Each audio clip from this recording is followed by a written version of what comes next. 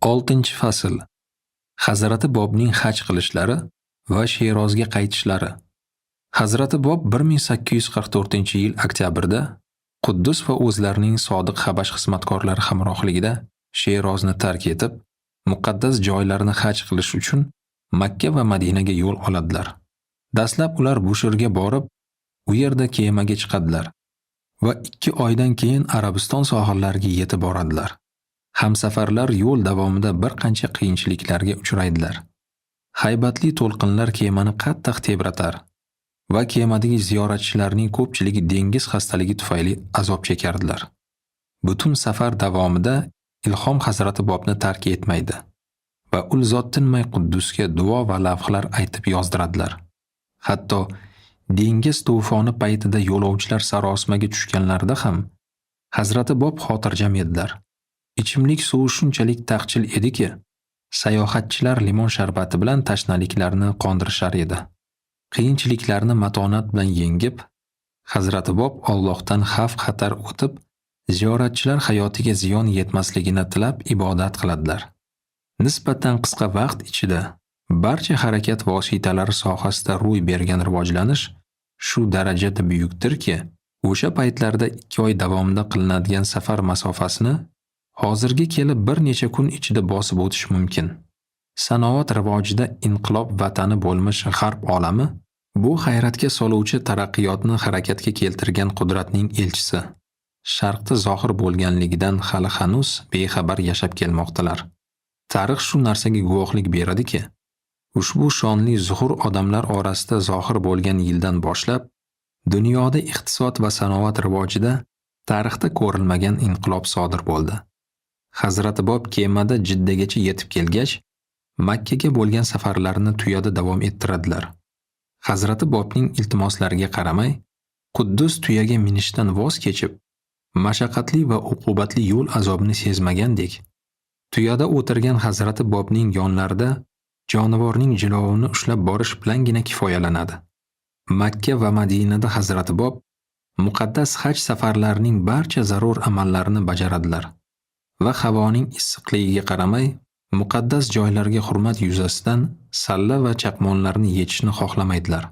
Hazrati Bob Makkada bo'lgan oxirgi kunlarda Ka'ba oldiga borib, u yerda Said Kozimning shogirdlaridan biri Mirzo Muhitni uchratib qoladilar.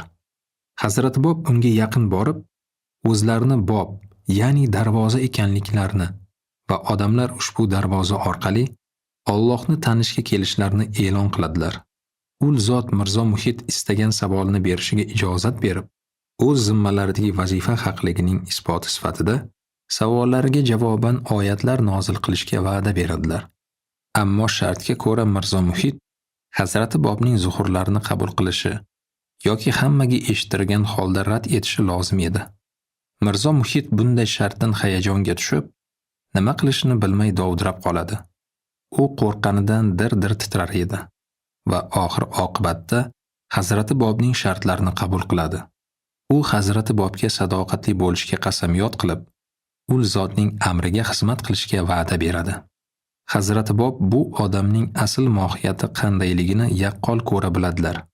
Shunday bo'lsa ham, o'z va'dalariga binoan Mirzo Muhitning barcha savollariga yozma javob yozib jo'natadilar. Mirzo Muhit esa Hazrati Bob bilan xayrlashib ketganidan keyin dinning xufiyona dushmaniga aylanadi. U Hazrati Bobga bergan va'dalarni buzadi va shunday hollar ham bo'ladiki, u Hazrati Bobning hammaga taniqli makkor dushmanlar bilan ham birga harakat qiladi. Oradan ko'p yillar o'tib, Hazrati Bahoulloh Bag'dod shahriga kelganlarida Mirzo Muhit ul zot bilan uchrashishga ijozat so'raydi. Ammo u bu uchrashuvning maxfiy bo'lishini xohlaydi. Hazrati Bahoulloh unga javoban Sulaymoniya tog'larida xilvatda yashagan paytlarda nozil bo'lgan qasidadan bir lavhani yuboradilar. Unda bunday deyilgan edi: Agar sening maqsading o'z hayotingni saqlab qolish bo'lsa, bizning oldimizga kelma va agarda sening qalbing o'zini qurbon aylashni istagan bo'lsa, kel. Hamda o'zgalarni ham o'zing bilan birga olgin. Hazrati Bahoulloh agar Mirzo Muhit hech kimdan yashirinmay oldilariga oshkor kelsa, u bilan uchrashlarini aytadilar. Mirzo Muhit kelmaydi va uyiga jo'nab ketadi. Oradan ko'p o'tmay u vafot etadi. Hazrati Bob Makkani haj qilish paytida barcha amallarni bajaradilar. Keyin shahar hokimiga maktub yozib, unda o'z zimmalaridagi vazifani e'lon qilib, uni tan olishga da'vat qiladilar. Shahar hokimi o'z shaxsiy ishlar bilan o'ta band bo'lgani uchun Hazrati Bobga javob bermaydi. Oradan bir qancha vaqt o'tgach, 1850-1851 yillarda bir dindor haj paytida u kishi bilan uchrashib qolganida, hokim 1844-yili bir yigit uni ziyorat qilib, unga bir kitobni sovg'a qilganini eslaydi. Hokim bu kitobni xushnudlik bilan qabul qilganini, ammo oradan ko'p yillar o'tganidan keyingina o'qib chiqqanligini aytadi.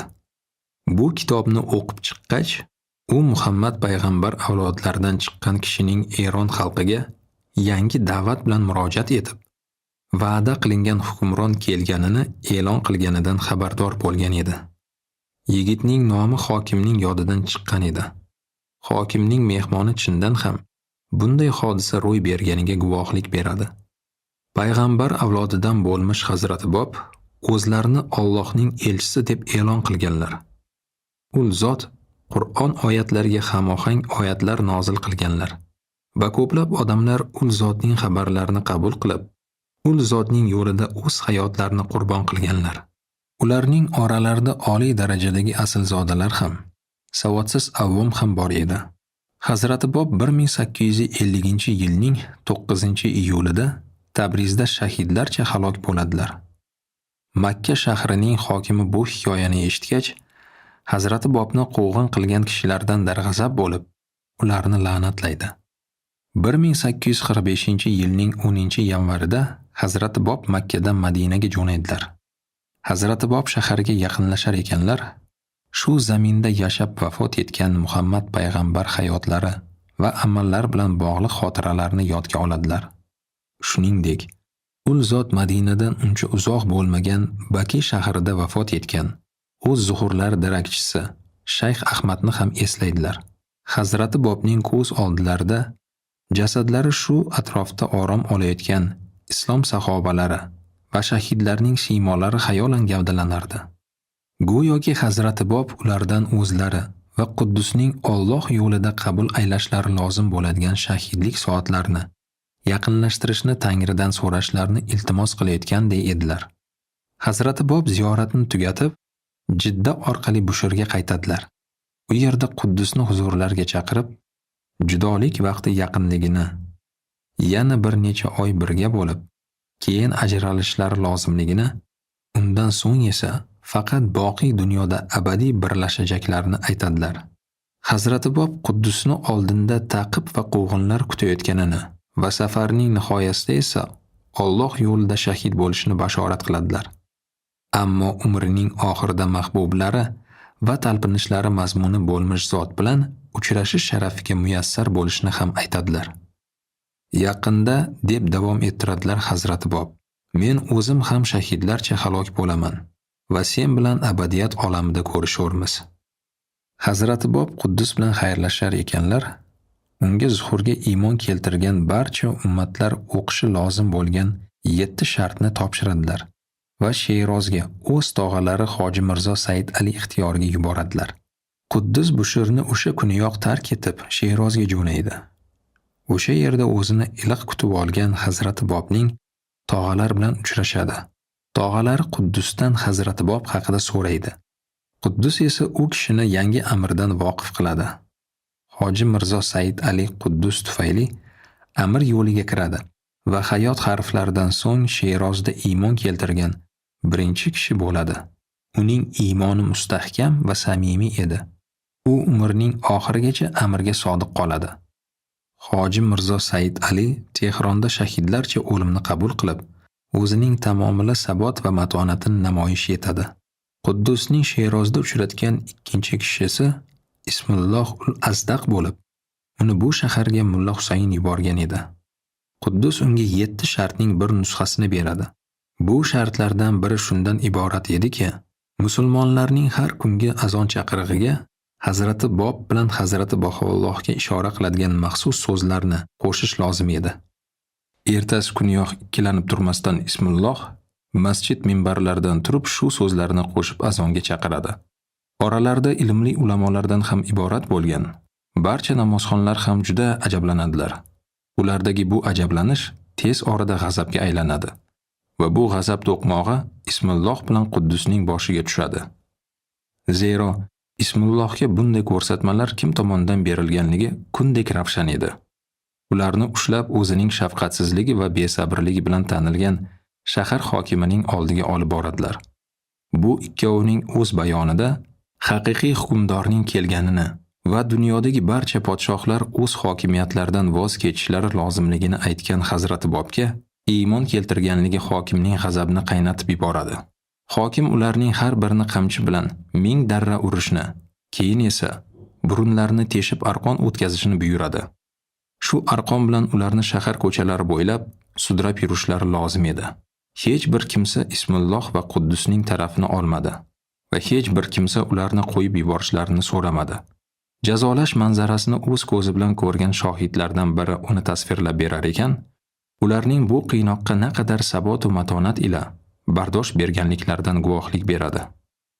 Yoshi bir joyga borib qolgan Ismullohning 50-zarbadan keyin tirik qolishini hech kim kutmagan bo'ladi.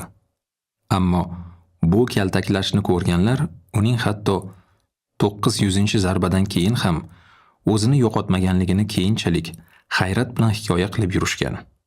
U ustiga yog'ilayotgan zarbalarni go'yo sezmayotgandek jilmayib, qo'li bilan og'zini to'sib turgan. Keyinroq undan nega og'zini qo'li bilan to'sib turganligini so'rashganda, Ismulloh tabassum ila dastlabki 7 zarbaning eng og'riqli bo'lganini, undan keyingilarini esa sezmaganini, qamchining keyingi zarbalari ham nahotki mening ustimga tushayotgan bo'lsa deb o'ylab, kulgidan o'zini to'xtatish uchun og'zini qo'li bilan to'sganini aytgan. Quddus ham jazoni shunday matonat bilan o'tkazadi. Hukm ijro etilgandan keyin ularga o'lim xavfi ostida Sherozni tark etish buyuriladi. Ismulloh bilan Quddus din yo'lida Eron tuprog'idan quvilganlar ichida birinchilari bo'ldilar. Erondan chetda Iroqda Mulla Ali Bastomiy ham xuddi shunday qiynoqlarni qabul qiladi. Biroq hokim o'z g'azabini shu bilangina qondirmay, endi uni Hazrati Bobga qarshi qaratadi. Askarlarga Bushirga borib, Hazrati Bobni hibsga olish haqida buyruq beriladi. Bundan xabar topgan Hazrati Bob Bushirni tark etib, askarlarga peshvoz chiqadilar va o'zlarini ularning qo'liga topshirishga tayyor ekanliklarini bildiradilar. Qo'shin qo'mondoni bunday xatti-harakatdan cheksiz ajablanadi. U Hazrati Bobga nisbatan shu qadar mehr-muhabbat ila to'lib toshadiki, ul zotdan qochishlarini so'rab yolvora boshlaydi. Hazrati Bob bundan bosh tortib, vaqt soati yetmaguncha yer yuzidagi hech bir odam o'zlariga shikast yetkaza olmasligini, zero hech narsa Allohning irodasini buza olmasligini aytib, uni xotirjam etadilar. Hazrati Bob o'z soqchilari oldida yurganlaricha Sherozga yo'l oladilar. Ular shaharga yetib kelganlarida jami soqchilarning Hazrati Bobga bo'lgan munosabatlari o'zgaradi. Askarlarda esa ul zotga nisbatan faqatgina muhabbat va maftunlik tuyg'ulari paydo bo'ladi. Sherozga yetib kelishgach, Hazrati Bobni darhol hokimning uyiga kuzatib qo'yadilar. Hokim ul zotni yaqqol namoyon bo'lib turgan kalondimoqligi va mensimasligi bilan kutib oladi. Qo'pollik bilan ul zotni so'roqqa tuta boshlaydi. Hazrati Bob esa yuksak xushmuomalalik va hurmat ila javob beradilar. Bu hol hokimning g'azabini qaynatadi va u xizmatkorlardan biriga Hazrati Bobning yuzlariga urishni buyuradi. Zarb shu qadar qattiq bo'ladiki, hatto Hazrati Bobning boshlaridan salla tushib ketadi. O'sha yerda hozir bo'lgan Sherozning bosh mushtahidi hokimning xulq-atvorini qoralab, Hazrati Bobga sallalarni olib berishni buyuradi. Shuningdek, u Hazrati Bobning unda katta ta'sirot qoldirganliklarini va ul zotga bir necha savollar berishga qaror qilganliklarini aytadi. Hazrati Bob o'zlarining va'da qilinganning elchisi ham, u bilan musulmonlar orasidagi vositachi ham emasliklarini ta'kidlaganlarda, mushtahid bu so'zlardan qanoatlanganini izhor qiladi va Hazrati Bobni Vakiliya masjidiga borib, u yerda ham o'z so'zlarini jamoat oldida takrorlashlarini so'raydi. Hazrati Bob buni amalga oshirishlarini aytib, qasam ichadilar. Hazrati Bobning Sherozga qaytishlariga ruxsat beriladi. Hazrati Bob uylariga borib, oilalari bilan bir necha kun osuda kunlarni o'tkazadilar. Shu orada g'alamislar bosh ko'tarib, Hazrati Bobning ularga bergan va'dalarini bajarishini talab qiladilar. Mushtahid zo'rlashni xohlamas edi. Ammo g'alamislar boshqalarni ham oyoqqa turg'izib, to'polon ko'tarishlari va bu hol tinchlik va qonunchilikni xavf ostida qoldirishi mumkinligini tushunib, Hazrati Bobning kelgusi juma kuni Vakiliya masjidiga borishlarini so'raydi. Mana juma kuni namoz vaqtida Hazrati Bob tog'alari hamrohligida Vakiliya masjidiga keladilar. Bosh mushtahid Hazrati Bobni minbarga taklif qiladi va Hazrati Bob xalq oldida minbardan turib o'z arzlarini e'lon qiladilar. Mushtahid qobil va xolis niyatli odam bo'lgani uchun dushmanlari ul zotga ziyon yetkazib qo'yishlaridan xavotirlanib, Hazrati Bobdan darhol uylariga qaytishlarini iltimos qiladi. Shundan keyin bir muncha vaqtgacha Hazrati Bobni tinch qo'yadilar va ul zot o'z uylarida ortiqcha tashvish va hayajonsiz yashay oladilar. Ayni o'sha kunlarda 1845-yilning mart oyida o'zlarini e'lon qilganlaridan keyingi 1-Navruz bayramini nishonlaydilar. Hazrati Bobning Vakiliya masjidida nutq so'zlaganlarida ko'pchilik ul zotning shaxsiyatlari va xulq-atvorlarining kuchli ta'siri ostida qoladi. Ular mustaqil ravishda haqiqatni izlashni boshlashadi va yangi zuhurni qabul qilishadi. Ular orasida shahar mushtahidining jiyani ham bo'lib, keyinchalik 1850-yilda u Hazrati Baho'lloh bilan uchrashish sharafiga muyassar bo'ladi. O'zining halolligi va diyonati bilan tanilgan bu odamni hatto Eron hokimiyati ham yaxshi bilar va qadrlar edi. O'sha kunlarda zuhurni qabul qilgan boshqa ko'plab kishilar ham o'zlarining so'nggi kunlariga qadar ul zotga sodiq qoladilar. Ba'zilari esa din yo'lida o'z hayotlarini fido qiladilar. Navruz o'sha yili bahor darakchisi bo'libgina qolmay, Eron ruhiy uyg'onishining timsoli ham bo'lib keladi va yangi din urug'ini mamlakatning olis-olislariga qadar sochadi. Hazrati Bobning Karbalodagi do'stlari cheksiz xursand edilar. Chunki Hazrati Bob Karbaloga qaytish niyatida edilar. Navruz bayramidan keyin ko'p o'tmay, ular Hazrati Bobdan xat oladilar. Unda Karbalolik barcha do'stlarining Isfahonga borishlari va ul zot ularni Sherozga chaqirgunlarga qadar o'sha yerda kutishlari lozimligi aytilgan edi. Karbaloliklar Isfahonga yo'lga chiqqanlarida yo'lda Mulla Husayn ham ularga kelib qo'shiladi. Ko'pchilik odamlardan iborat katta to'daning Isfahonga kirib kelishi aholida shubha uyg'otishi mumkin bo'lganligi sababli ular shaharga yaqinlashib qolganlarida tarqalib ketadilar. Oradan bir necha kun o'tgach, Sherozda ro'y bergan g'alayon va Hazrati Bob bilan muloqot taqiqlangani to'g'risidagi mishmishlar ularga ham yetib keladi. Mulla Husayn bunday xabarlarga qaramay Sherozga, Hazrati Bobning tog'alari Hoji Mirzo Said Alining uylariga yo'l oladi. Hazrati Bob Mulla Husaynning kelganlaridan xabardor bo'lib, yarim tunda tog'alarning uyiga keladilar.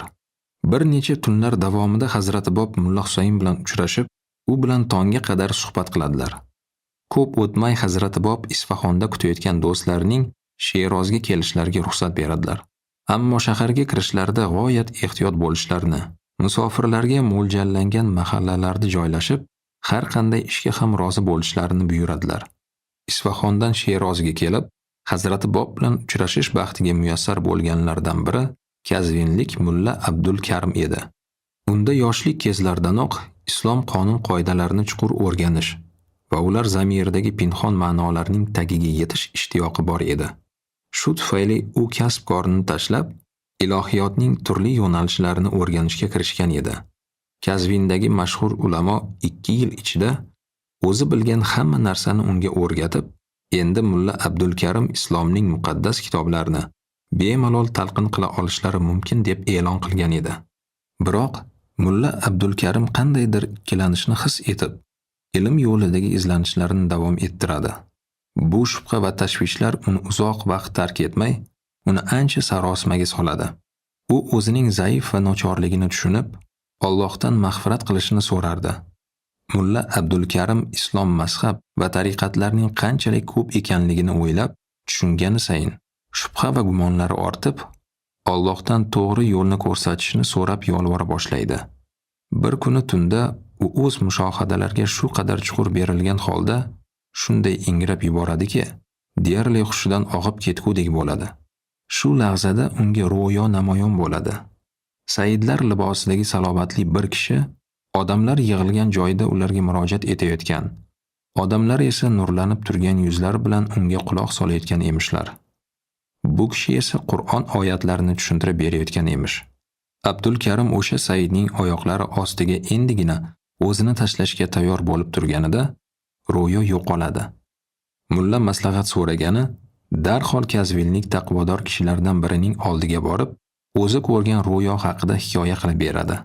Kazvinlik kishi ro'yodagi Saidning tasvirini eshitgach jilmayadi va Karbaloda yashayotgan va har kuni odamlarni musulmonchilikka o'rgatayotgan Said Kozim Rushdiyning o'sha odam ekanligini aytadi. Mulla Karim vaqtni boy bermay Karbaloga jo'naydi va Said Kozimni topadi. Saidni tushida qanday ko'rgan bo'lsa, xuddi shunday ekanligini ko'rib, Abdul Karim juda hayratlanadi. Saidning ham u bilan suhbatlashayotgan kishilarning yuzlarida ham xuddi tushida ko'rganidek ravshan edi. Said Kozim tafsir qilgan Qur'on oyatlari ham Abdul Karim tushida eshitgan oyatlari edi. Mulla Abdul Karim shu kundan boshlab Said Kozimning sodiq shogirdiga aylanib, uning barcha ma'ruzalarini eshitadi. Said Kozim har bir va'z nasihatni Alloh taoloning va'da qilgan mazhar zohir bo'lish haqidagi so'zlari bilan tugatar edi. U shogirdlarga va'da qilinganning odamlar orasida yashayotganligini, lekin u zot o'zining, ya'ni Said Kozimning o'limidan keyingina tanilishini ta'kidlar edi. Said Kozim mulla Abdul Karimga Kazvinga qaytib borib, biror hunar bilan mashg'ul bo'lishini, din peshvolarining hujumlariga esa e'tibor bermaslikni buyuradi. Zero uning taqdirida va'da qilingan bilan uchrashish bitilganligi uchun ham unga hech kim hech qanday shikast yetkaza olmasligini aytadi. Mulla Abdul Karim bu so'zlarga quloq tutib Kazvinga jo'naydi va u yerda Said Kozimning nasihatlariga amal qilib yashaydi. U Allohdan Said Kozim bashorat qilgan kun kelganida undan voqif bo'lishi uchun unga ishora ko'rsatishini so'rab, ko'zlarida yosh bilan sidq dildan ibodatlar qila boshlaydi. Kunlarning birida 1840-yili tunda Abdul Karim shunday ehtiros bilan ibodat qiladiki, hatto borliqni unutadi. U o'z ustida gir aylanayotgan oppoq qushni ko'radi.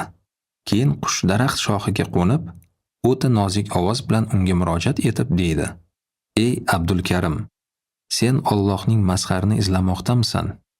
Yodingda tut. Yilning 60-ida" va qush o'sha zahotiyoq g'oyib bo'ladi. Ana shu ro'yo haqidagi xotira unda 1844-yilga qadar yashaydi. Shu yili uzoq yillardan buyon kutilgan vahiyning e'lon qilinganligi haqidagi xabarni eshitadi.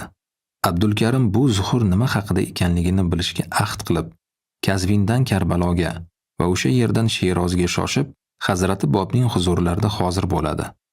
Birinchi uchrashuvdanoq Hazrati Bob unga: "Abdul Karim, sen Allohning mazharini izlamoqdamisan?"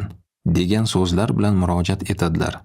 Abdul Karim tanish shirali va jarangdor ovoz bilan aytilgan bu so'zlarni eshitish bilanoq qush haqidagi tushi haqiqatga aylanganini ko'rib, darhol Hazrati Bobning oyoqlariga yiqiladi. Keyinchalik Abdul Karim Tehronga yo'l oladi. U yerda u o'z vaqtini fors tilidagi bayonni ko'chirishga bag'ishlaydi. Sherozda Mulla Husayn va uning birodarlarining Hazrati Bob bilan uchrashganlari oshkora bo'ladi.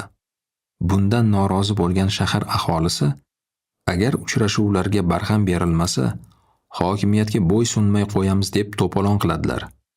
Shuning uchun ham Hazrati Bob Mulla Husaynga o'zi tug'ilgan shaharga, boshqalarga esa Isfahonga jo'nashni buyuradilar. Hazrati Bobning shogirdlari safar qilishar ekan, hamma joyda ustozlari haqida so'zlab, ul zotning ilohiy zuhurlarini targ'ib qilishlari dinning ravnaq topishida yangi turtki beradi. Hazrati Bob davlat arboblari orasida ham, oddiy odamlar orasida ham tanilib borardilar. Hatto Eron hukmdori Muhammad Shoh ham ul zotning ta'limotlari bilan yaqindan tanishishni lozim deb topadi. Shu tufayli shoh o'z fuqarolari orasida eng ziyoli va so'zamal hisoblangan Said Yahyo Dorobiyni Hazrati Bob bilan shaxsan uchrashish uchun vakil qilib tayinlaydi va bu uchrashuv haqida o'ziga to'la xabarni yetkazishni buyuradi. Said Yahyo Dorobiyning o'zi ham Hazrati Bobning ta'limotlari bilan tanishish ishtiyoqida edi. Shuning uchun ham shohning iltimosini mamnuniyat bilan qabul qilib, o'sha zahotiyoq Sherozga jo'naydi. Said Yahyo Dorobiy shaharga kirib kelishi bilan Hazrati Bob tog'alarining uyini qidirib topadi va u yerda Hazrati Bob bilan uchrashadi. U Hazrati Bobga nisbatan katta hurmat ko'rsatadi. Ammo ayni paytning o'zida 2 soatlar atrofida islomdagi mazmuni pinhon, bashorat va karomatlar xususida Hazrati Bobni savolga tutadi. Hazrati Bob hamma savollarga qisqa va aniq javob beradilar. Va bu javoblar Said Yahyo Dorobiyni hayratga soladi. Uning kibr va havosidan asar ham qolmaydi. U ketishi oldidan suhbatni davom ettirish va bir necha savollar berish uchun ertaga yana kelishini aytadi.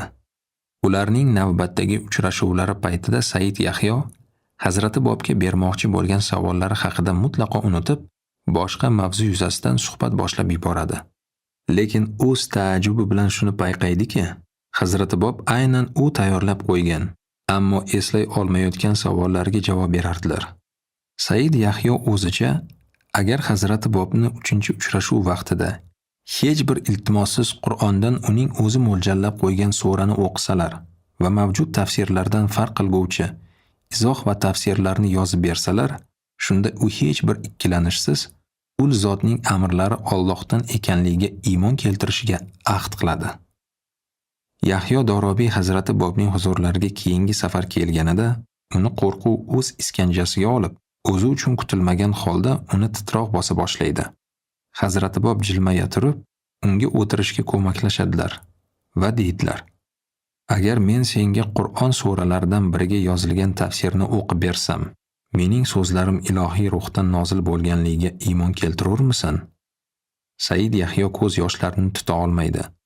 Shunda Hazrati Bob Said Yahyo o'ylab turgan surani tafsir qilishga kirishadilar. Bir necha soat ichida Hazrati Bob o'z sharhlaridan iborat bo'lgan 2000 ga yaqin she'riy misrani nozil qiladilar. Said Yahyo Hazrati Bobning o'z yozuvlarini qanday o'qiyotganlarini eshitib, tasvirlab bo'lmas hayratga keladi.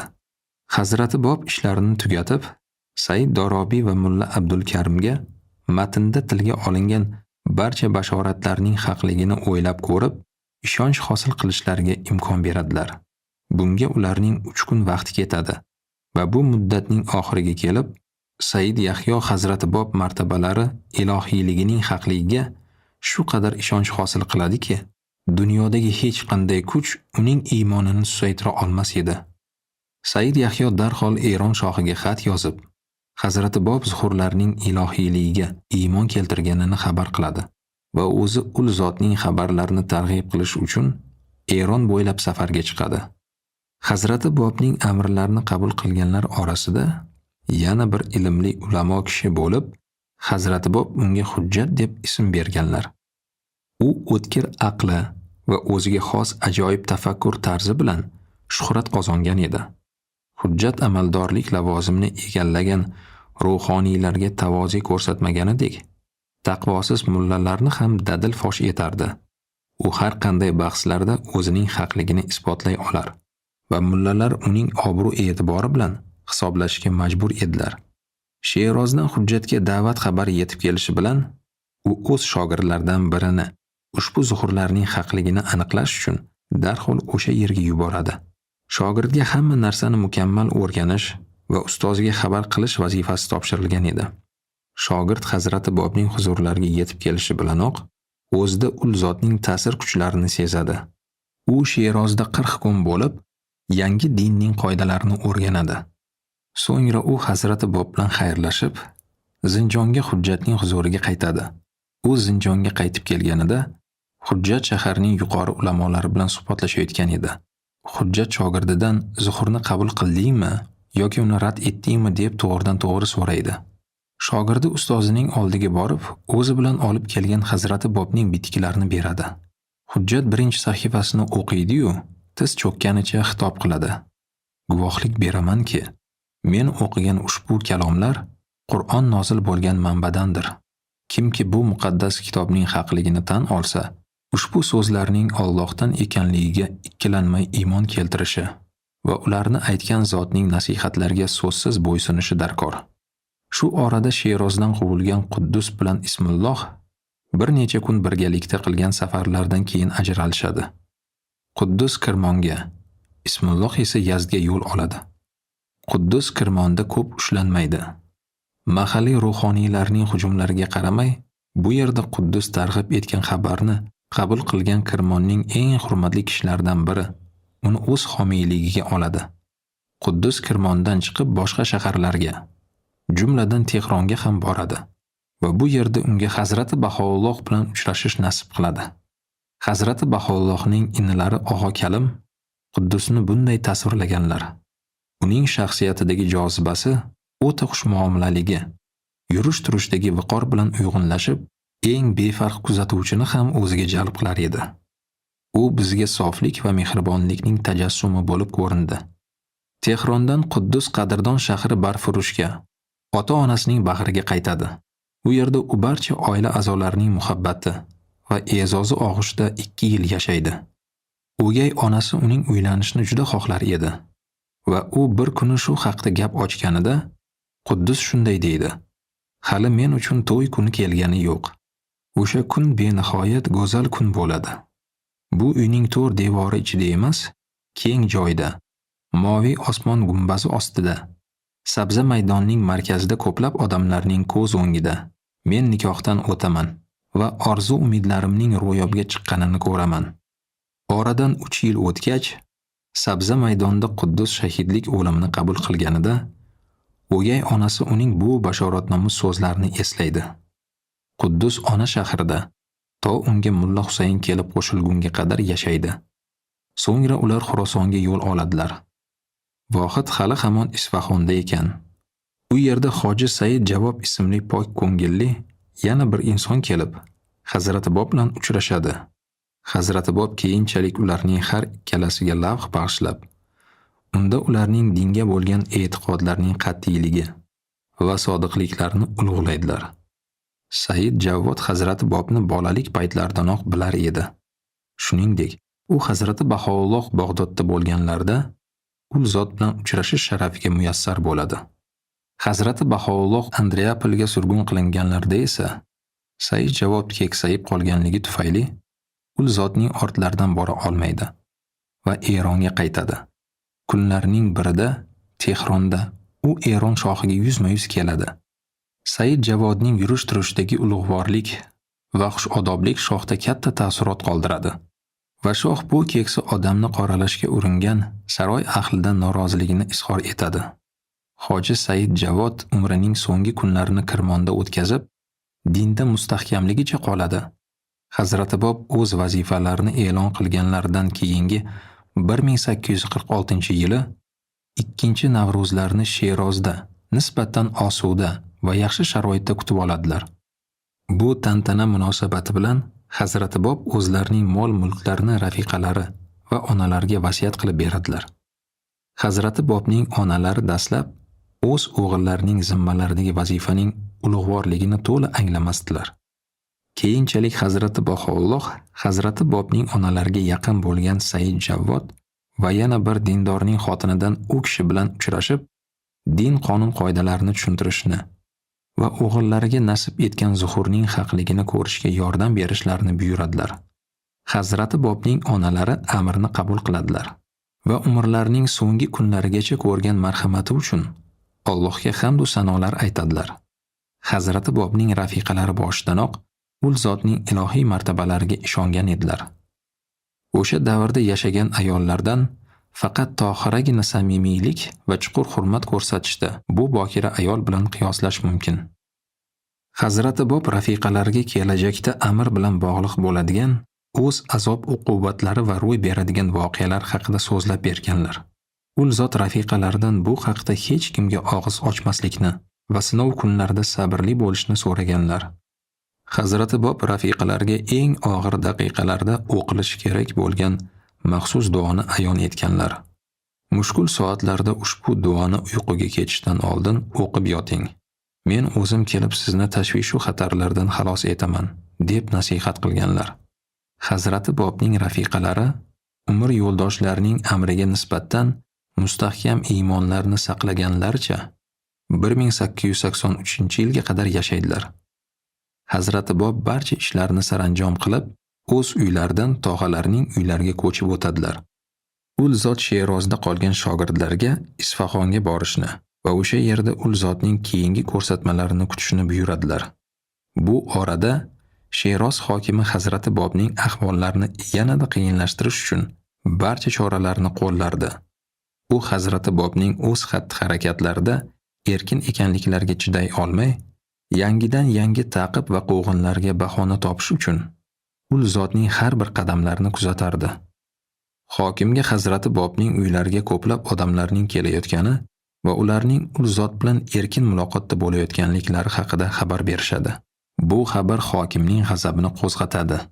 U shahar mirshabxonasi boshlig'ini chaqirtirib, unga Hazrati Bob yashayotgan uy devoridan oshib o'tib, uy ichiga kirishni, Hazrati Bobni yonlarida bo'lgan barcha kishilar bilan birga hibsga olib, o'z huzuriga keltirishni buyuradi. U o'sha tunning o'zidayoq Hazrati Bobni qatl etishga qasam ichadi. Mirshabxona boshlig'i buyruqni bajarish uchun jo'naydi. U Hazrati Bobni ul zotning tog'alari va keyinchalik shahidlik o'limni qabul qilishi taqdir etilgan yana bir shogirdlari davrasida topadi. Mirshabxona boshlig'i ularni hibsga oladi va hokimning huzuriga olib keladi. Hazrati Bob bu vaqt davomida Qur'ondan oyatlarni takrorlar edilar. Neki ularga xavf solayotgan bo'lsa, ertalabgacha qoldirildi. Axir tong yaqin emasmi? Ular bozor maydoniga kelganlarida kuchli hayajon og'ushidagi odamlar to'dasini ko'radilar. Aholi shaharni tashlab chiqib ketar. Har tarafdan ingrash va faryodlar eshitilar edi. Ma'lum bo'lishicha, shaharda vabo tarqala boshlagan va allaqachon ko'plab kishilar bu dahshatli kasallikning dastidan o'lgan ekan. Hali balo yetmagan odamlar esa o'z uylarini tark etib, Allohdan panoh tilab ibodat qilmoqda edilar. Mirshablar boshlig'iga hokimning o'zi ham Sheroz bo'sag'asidagi qasriga ketganini aytishadi. Shuning uchun ham u Hazrati Bobni o'z uyiga olib borishga qaror qiladi. Uyda uning o'g'lining kasallikka yo'liqqanligi va tuzalishga hech qanday umid yo'qligi haqidagi xabar kutar edi. Mirshablar boshlig'i Hazrati Bobning oyoqlar ostiga yiqilib kechirishlarini so'raydi va darhol o'z lavozimidan voz kechib, umrida boshqa hech qachon bunday adolatsiz ishga qo'l urmaslikka ont ichadi. U Hazrati Bobdan o'g'lining hayotini saqlab qolishni o'tinib so'raydi. Hazrati Bob uning yolvorishlariga quloq tutib, bolaning sog'ayishiga yordam beradilar. Mirshablar boshlig'i hokimga mukammal xat yozib, unda Hazrati Bobni ozod qilishlarini so'raydi. Hokim Sherozda ro'y berayotgan voqealardan shu qadar qo'rqib ketgan ediki, hatto Hazrati Bobni ozod qilish va ul zotning erkin harakat qilishlariga ruxsat berilishi haqida buyruq chiqaradi. Sherozda sodir bo'lgan voqealar haqidagi xabar shohga qadar yetib borgach, u hokimni lavozimdan chetlatishga qaror chiqaradi. Sobiq hokim o'z umrini qashshoqlarcha hayot kechirish bilan tugatadi va hatto o'zini o'zi boqish imkoniga ega ham bo'lmaydi. Hazrati Bob Sherozni tark etishlari oldindan o'z oilalari bilan xayrlashib, tog'alariga bunday deydilar: "Men siz bilan Ozarbayjon tog'larida qayta ko'rishaman va o'sha yerdan turib, men sizni shahidlik tojini qabul qilish uchun yuboraman. Mening o'zim ham sodiq shogirdlarimdan biri bilan sizning ortingizdan boraman va abadiyat saltanatida sizga kelib qo'shilaman."